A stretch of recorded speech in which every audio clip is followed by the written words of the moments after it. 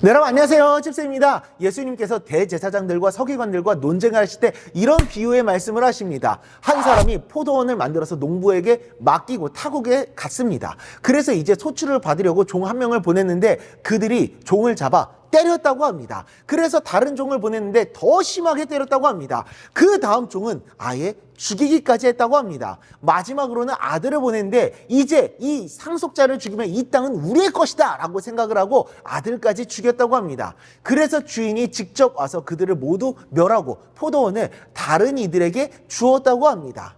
이는 종교 지도자들을 향한 예수님의 비판이었습니다. 포도원은 이스라엘이고 농부는 이스라엘을 이끌어가는 종교 지도자들이었습니다. 하나님은 그들을 세워 하나님의 백성 이스라엘을 다스리게 하셨지만 하나님께서 원하시는 뜻대로 백성들을 가르치기보다는 자신들의 권위와 명예만을 지키고자 했습니다. 잘못된 가르침으로 사람들을 미혹하고 자신들의 이익과 명예를 취득하고자 했습니다. 하나님은 그들의 잘못된 행동을 비판하시고 바로잡기 위해 과거부터 선지자들을 보내셨지만 그들은 그 말씀을 들으려 하지 않았습니다. 오히려 선지자들을 비판하고 대적하고 때리고 능욕하며 심지어 죽이기까지 했습니다. 그리고 하나님의 아들 예수님께서 직접 오셨음에도 받아들이려 하지 않고 오히려 대적하며 예수님을 죽이기까지 했죠.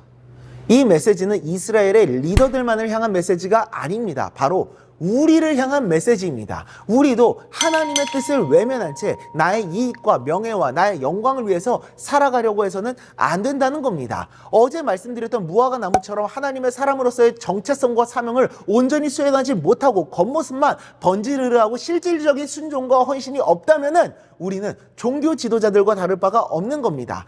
하나님을 경외한다면 우리는 가장 먼저 하나님의 말씀에 순종할 것입니다. 내 생각과 방식이 아닌 하나님의 말씀을 우선시하며 하나님께서 내게 맡기신 책임과 사명을 다하기 위해 노력할 것입니다. 신명기 11장 1절입니다. 그런즉 내 하나님 여호와를 사랑하여 그가 주신 책무와 법도와 명령을 항상 지키라. 아멘. 늘 하나님을 내 삶의 우선순위로 여기며 하나님의 말씀에 순종하며 그분께서 맡기신 사명에 최선을 다하여 하나님을 향한 사랑을 온전히 이루어가는 우리 모두가 될 수 있기를 간절히 소망합니다. 기도하겠습니다.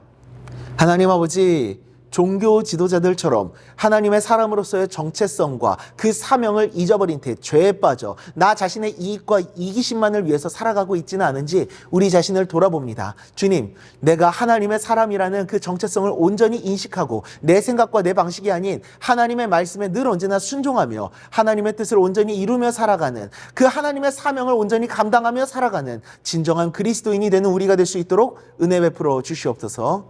예수님의 이름으로 기도드리옵나이다. 아멘.